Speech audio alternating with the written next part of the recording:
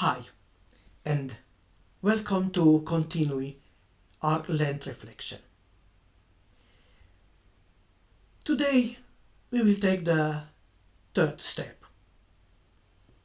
Our first step was the moment when we reflected about Ash Wednesday, what means that day, how the Christianity started to celebrate this day, how the Christians today are celebrate that day.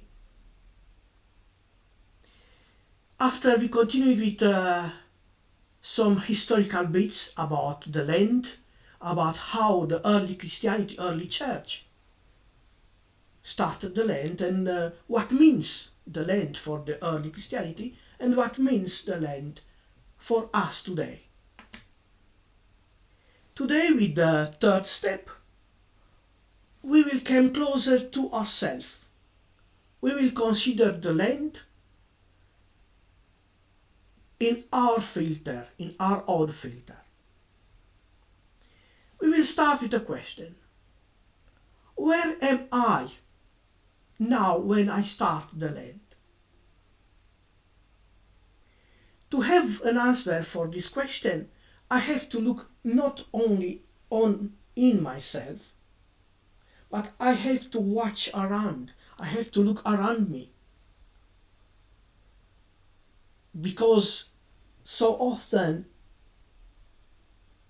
I ask myself and the others around us ask themselves why the world seemed to be broken.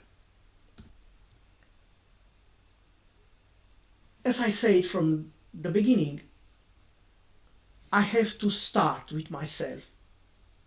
This consideration starts with myself, with ourselves. And once I have to put together what I understand about myself, how I discover who I am, the condition in which I start the Lent, I have to start to think and to ask myself, where are the others? I have to think about them. I can start the Lent, I can start consider myself without considering what happened to the others as well. The Lent, it is a personal journey toward Easter, but in the same time, it is a social journey. My personal journey has a very deep social implication.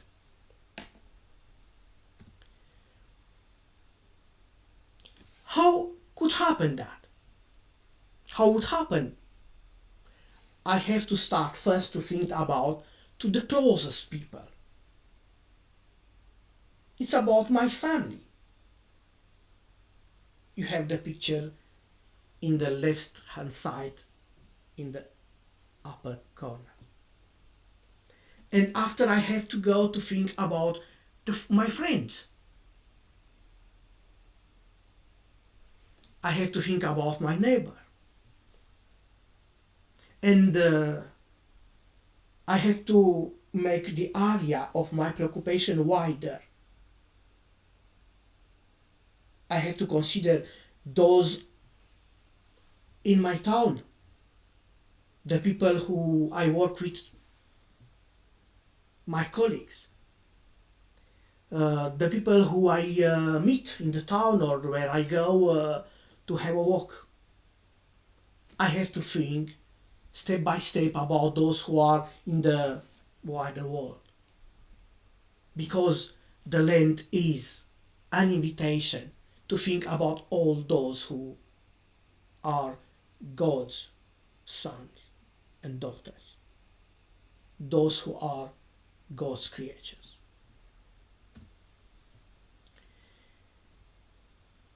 In order to be able to consider all those things and all those people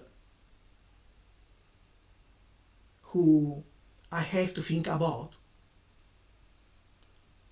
we need some key questions.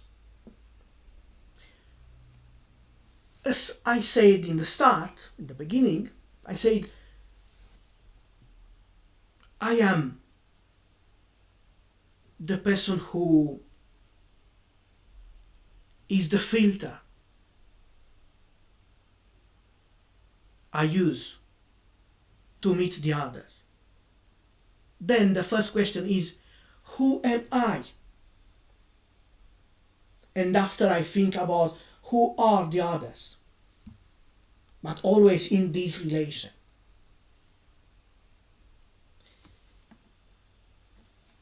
And continue the second question, what am I?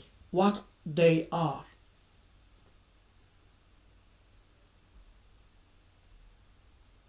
And the next step is to ask where the people who I have to think about are. Where are they?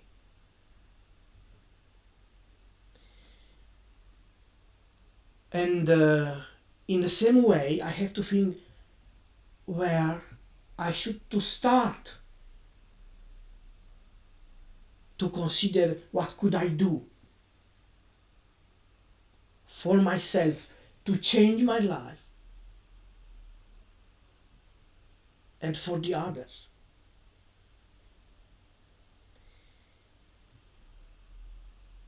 But when?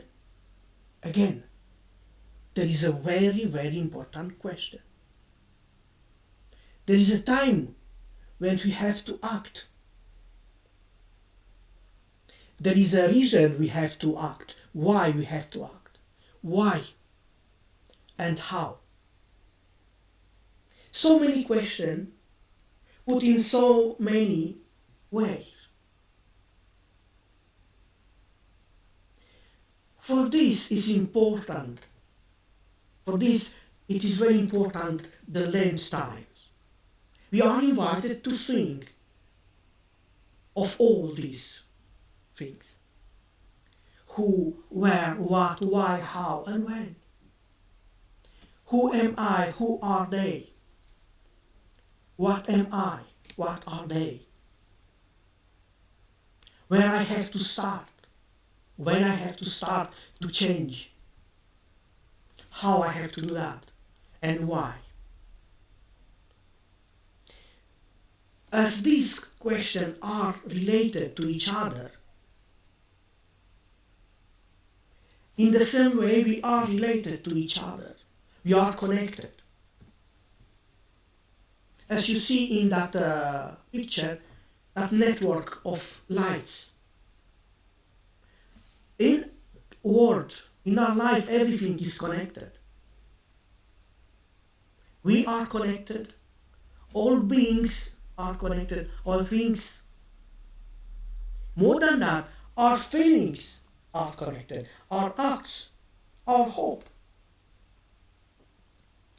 How are we connected to what we are,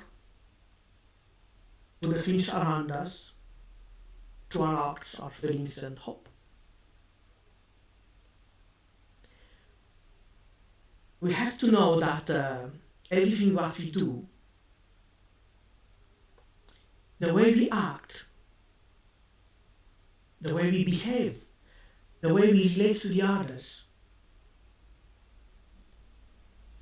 leave marks in the world. All our acts have consequences and are interconnected to what happened around us, in good or evil. The Lent time is an invitation to think about that. We are not islands.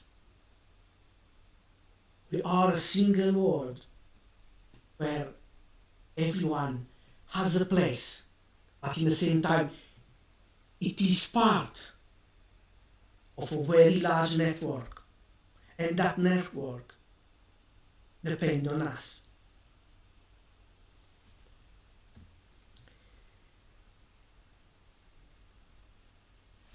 Let's continue to think about this relation.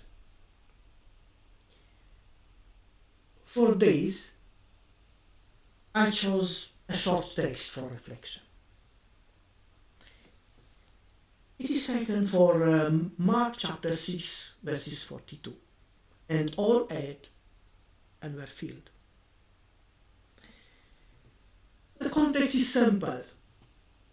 The disciples saw how the people who follow Jesus were hungry and far away from towns and cities in order to buy some food. The disciple cared about those people. Jesus cared about them and he invited the disciple to take action.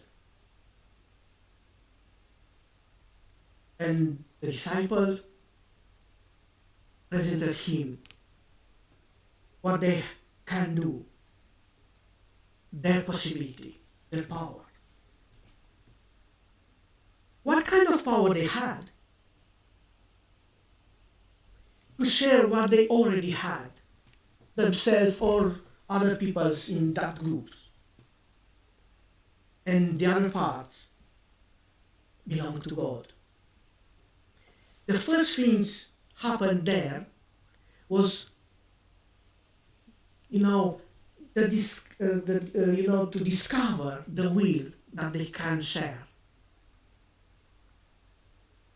And the second, what they had, so less, they put together. The consequences is all them ate and were filled. Jesus simply used their will to share, and through his power made this will to work for them. In the same way, we have so little powers, so little skills maybe sometimes, and we are so insignificant in the world for the others, maybe we consider that. But if we are open to share, and we want to share, we want to care, when we act in all the moments of our life, the consequences of our act could change the world. Could change first our families, our relation with our friends, with the neighbors, and so on. And all ate and were filled. Thank you very much, and see you for the next step.